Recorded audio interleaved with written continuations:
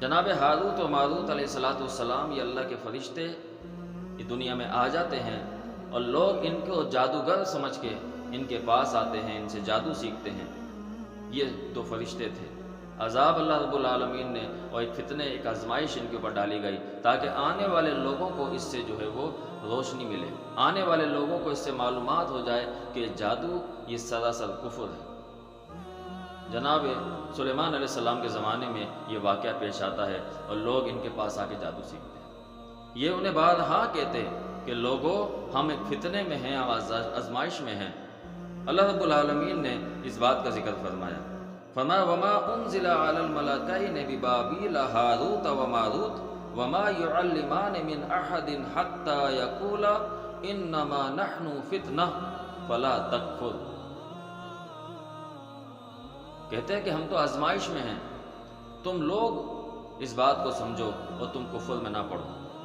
فَيَتَعَلَّمُونَ مِنْهُمَا مَا يُفَرِّقُونَ بِهِ بَيْنَ الْمَرْءِ وَزَوْجِهِ، اور لوگ ان سے سیکھنا چاہتے تھے اس بات کو جس سے میاں اور بیوی کے درمیان جدائی ڈالی جائے۔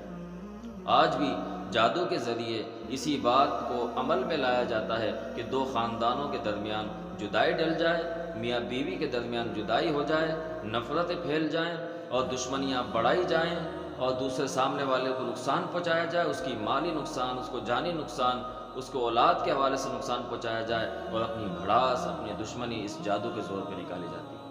جادو محترم سامعین و ناظرین یہ سراسر اللہ رب العالمین کے ہاں ناپسندیدہ فعل ہے۔ اللہ تعالیٰ نے اسے کفر قرار دیا ہے۔ جادو کرنے والا، کروانے والا اللہ رب العالمین کے ہاں لعنت کا مستحق ہے۔ رسول اللہ صلی اللہ علیہ وسلم نے جادو کرنے والے، کروانے والے دونوں کو قتل کرنے کا حکم دیا ہے، کیونکہ یہ معاشرے کے اندر ایک فساد اور معاشرے کے اندر فتنے کا باعث بنتے ہیں۔ جادو کے ذریعے کام کروانا، جادو کے ذریعے اپنا معاملات کروانا یہ کوئی شرم ثابت نہیں ہے۔ ایسے اگر کسی پہ جادو ہو گیا ہے، کسی پہ کوئی عملیات کا معاملہ ہے، کوئی تعویذات کا معاملہ ہے اور پھر جادو کے ذریعے اس کا علاج کروانا، یہ بھی خلاف شرع ہے۔ قرآن و حدیث میں اس کا علاج موجود ہے، قرآن و حدیث کے ساتھ اس کا علاج کیا جائے، شرعاً اس کا علاج کیا جائے۔ رسول اللہ صلی اللہ علیہ وسلم پہ جادو ہوتا ہے۔ عاصم بن لؤی ایک یہودی آپ علیہ السلام پہ جادو کرواتا ہے۔ اللہ رب العالمین نے اس کا حل قرآن میں بیان فرمایا، سورہ فلق، سورہ ناس نازل فرمائی، آپ علیہ السلام نے قرآن کے ذریعے اس جادو کا علاج کیا۔ لیکن آج جادو کا معاملہ جادو کے ذریعے جو ہے ختم کیا جاتا ہے، یہ خلاف شرع ہے۔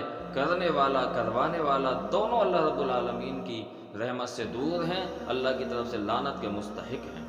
جادو سے بچیں، جادو کروانے سے بچیں، جادو کرنے والے لوگوں سے بچیں، ایسے افعال، ایسے معاملات جن سے جادو کا معاملہ ہوتا ہو ان سے بچیں۔ شعبدہ بازیاں کرنا، جادو کرنا اور لوگوں کو جو ہے وہ اپنے جال میں